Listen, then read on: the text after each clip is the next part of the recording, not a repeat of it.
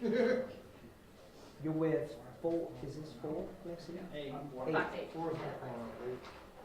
And Missy, hey Missy.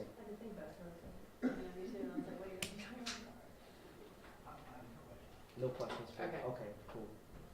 All right, we'll give Maria a chance. Sure. To set up her phone. And How's everybody today? should we text Barry just to make sure? Barry's gonna text us and let us know anybody else. Oh, he's gonna text. Downstairs. Okay. I don't have my phone. I was gonna say, He'll let me know. phone because she's using my phone for this. He's gonna let me know. I think we're good. He's gonna let me know if anybody else shows up. All right, all right, Chief, whenever you're ready. Okay, great. Yeah, there you go. All right. I got all my notes together here. Okay, well, thanks for coming this afternoon. We're here to kind of do a wrap-up of what happened with Mardi Gras and to kind of give you an idea of what's going on with crime in our city since January 1. And so I do want to begin by thanking so many people, but very first would be my mayor, Mayor Cantrell. It's because of Mayor Cantrell that she actually for a couple of years have been reaching out to the federal level, the White House level, asking that we would have a Tier 1 level of support from the federal government, and she accomplished that. And so because of the Tier 1 level of support in the federal government, we had considerable resources that were given to us for the whole season, not only Super Bowl, but through Mardi Gras.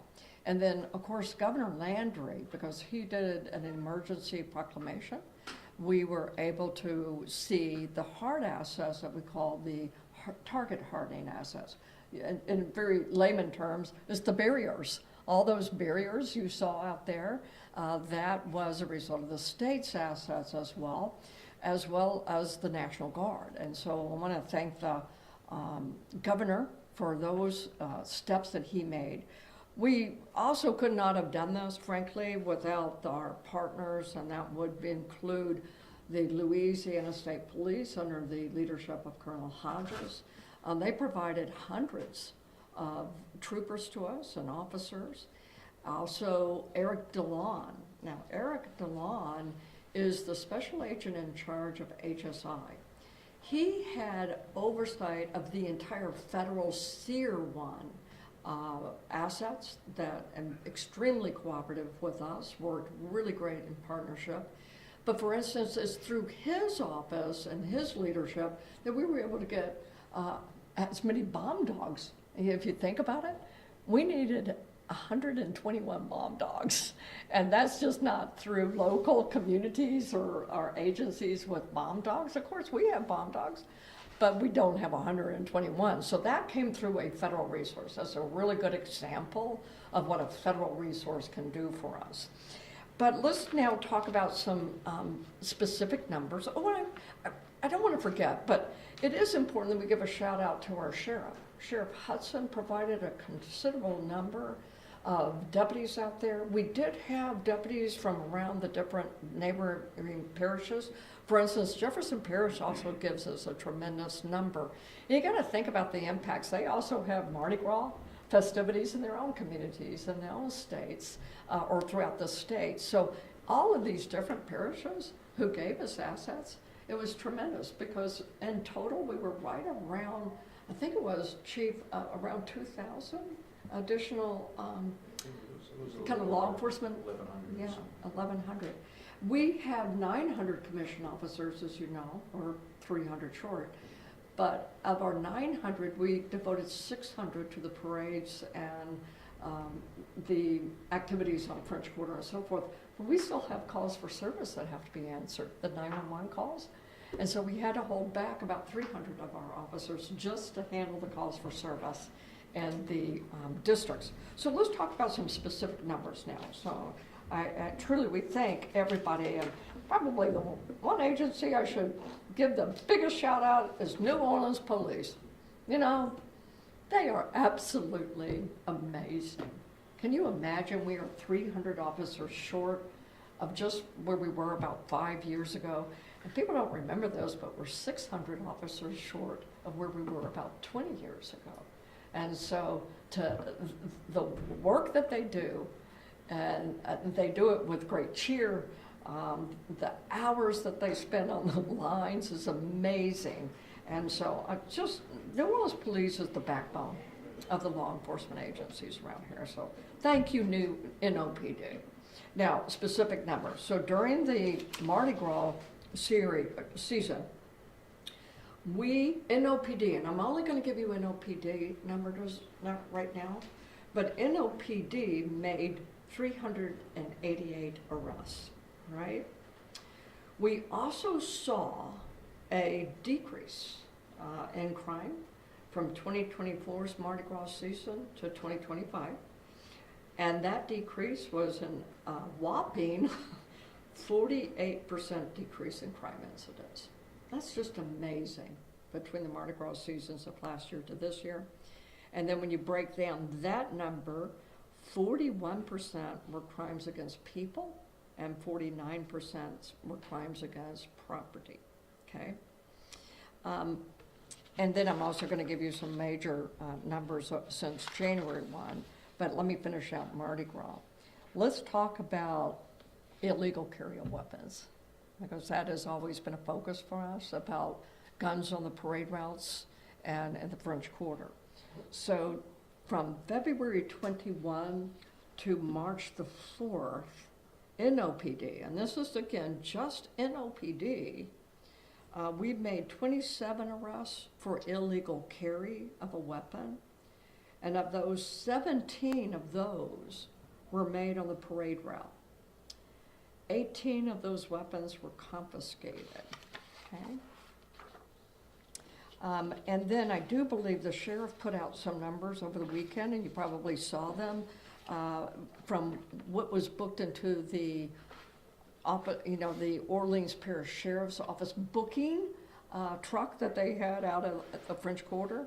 And I'll just kind of remind y'all, but her numbers for the 10-day parade season, there were 106 total arrests that were booked into the booking unit, which was a mobile unit parked there on Conti in the French Quarter. And they were booking from all of the different agencies who just brought them to that booking bus. And so they included 53 weapons that were related criminal charges. 52 of them were drug-related counts. And then the other remaining 12, as you break out that 103 number, were criminal charges related to batteries or assaults. So now I'm going to transition for the last set of numbers, and before we take your questions, but these are our current numbers for violent crimes since January 1, okay? Since January 1. Since January 1, we've had 24 murders in our city, as compared to 32 murders this time last year. Of those, and we remember 14 of those murders were victims of a terrorist attack, but 10 of those were of shooting fatalities as compared to 32 shooting murders last year. When you do the statistical analysis on that, overall, our murders are still down by 25%. If you only look at fatal shootings, which is normally our history here, we are down 69% where we were last year on shooting murders. Our non-fatal shootings, these are again where people have been actually shot, but they survived, we are down 41% from where we were this time last year. Our armed robberies were down 32%, and our carjackings were down 43%. So last year was a banner year. I believe last year's crime statistics at the end of the year was our second lowest in a 60-year period of time. And I think we all kind of anticipated, can that be sustained or even built on? We've proven, yes, it can be. So there is no doubt, and these are amazing numbers in and of themselves, pointing to the fact that New Orleans is getting safer and safer and safer. And even while I was out on the parade route, I met so many different people who had said to me, hey, I used to live in New Orleans, I left after Katrina, and they want to come home. You know, I also have a message about your public safety. You can come back to New Orleans. Come home. We are a safer city. Or if you're in the business community and you're thinking about starting a new business and a place to come to start a new business, come to New Orleans. I also learned that our hotels had much higher occupancy rates this year over last year. And I believe on Saturday night, there was a 95% occupancy rate in this city. And when we have a larger crowd this year than last year, these are huge statements. This is not just a theory. And so I'm very proud of the direction that we're going. And you might have a question or two, and the chief and I, the assistant chief and I, are here to answer anything we can for you. Okay, we'll start over here. First off, clarifying question. Did you say there were 1,100 officers deployed around during Mardi Gras, of 2,000? We know that Super Bowl, we had the 1,100. I will leave it to the So chief. we did have 11, but we're not counting the federal agents that are also on the ground, and they were in the hundreds as well. And you wouldn't have seen them because they were a lot of plainclothes officers as well. We had at least 100 plainclothes officers out there you would not have been aware of. And the feds obviously typically are plainclothes. Jonah? I know we had the Sear 1 rating for Mardi Gras, and I know some time ago we had Bill Bratton come in. He was supposed to be on the ground looking at the city, making recommendations. Did he make any recommendations, or did we hear from him, or what things we can implement long-term Sure. after Mardi Gras? Yeah, so he had a team here throughout the Mardi Gras time so they could see and observe. And so we are still in contract with him, or the city, or the foundation is still in contract. And so he will be doing a report with final recommendations soon. But even while they were here, we met with them and talked with them, and they gave us some real-time feedback, which was great. But this is all going to be in a report that we will be able to share publicly with everyone. Yeah. Fox 8? Nothing? Okay, Missy? Hi, Missy. Hi, good afternoon. Great numbers. Do you know what physical assets regarding bears will stick around after Mardi Gras? I knew that we were going to have them through Mardi Gras. Will those still be around, or will they be going away soon? Yes, and so most of it is going away. However, there is a caveat to that. We, thanks to the assistant chief here, did ask the city if they would be able and willing, which they were, to rent some of those barriers that we used under the Sear 1 rating. We asked if we could keep them for a while until after the Bill Bratton recommendations, because part of the Bill Bratton recommendations would be the types of barriers that he would recommend for New Orleans. And so we wanted to continue having that asset, but not buying the asset until we have a fulsome report with recommendations. So that's where we are. So the plan, in a simple way of stating it, is that the city invest in assets, barriers, that would be permanent for the city of New Orleans. But until then, we're going to try to rent. Okay? Okay, Maria? Good afternoon.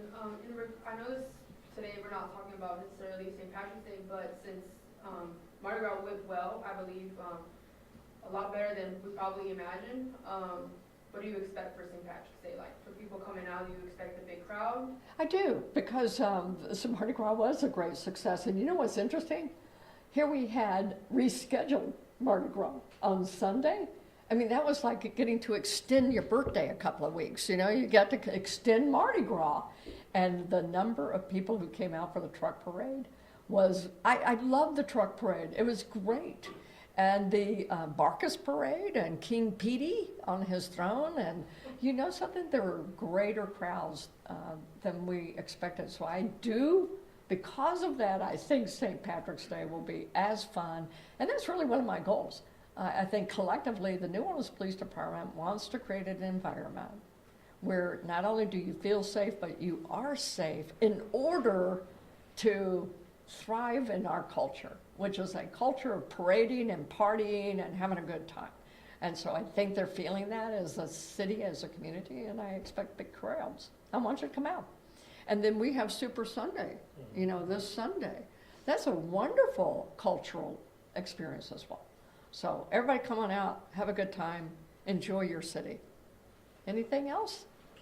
Can I just ask what, Go ahead, Joan, and I'm circle. I was going to follow up. I know Sue just answered someone about the city possibly looking to rent those barriers. Yeah. Have there been any talks with the mayor's office about renting those already? And so far, do you have a figure that could cost to rent it? No, I don't, because I'm not, I do have a deputy chief who is over the budget issues for New Orleans Police Department. I think there's a ballpark figure. And the mayor has always been a part of all these discussions. The mayor and I have a very good partnership. And so the mayor is definitely included in these types of discussions. Yeah, we have a ballpark figure, but actually, like I said, I'm waiting for Bill Bratton's report, and then we can have a little bit more permanent direction of what we choose as a city. Okay, one more question. yeah, what are you largely accrediting this decrease in crime during the Mardi Gras season to? Was it steer rating or a mix of things, more officers out on the road? I think it's actually a, may sound simplistic, but it's not. It's complex, but it's like having many-leg stool that stabilizes your stool. So if you have several legs, you're gonna have more stability. So those legs are presence, the number of law enforcement presence we could provide, the hardening of the targets with barriers, the fact that we are actually very cooperative among one another, and we are extremely well trained, and meaning we've had to train our officers how to look for concealed weapons, and then to constitutionally and effectively address and make those arrests. I think you're seeing that. I think the community is working with us a whole lot more because they trust us more. And therefore, Crime Stoppers matters. When people report things, that's a statement of trust. So that's what I mean by, it sounds simplistic, but it's complex. And getting all of the agencies working together. We used to be very siloed in law enforcement. We didn't talk to one another. That is old school. I have no patience for that. And so, yes, we do play together well. All right, Yeah. thank you all for coming out. All right. Thank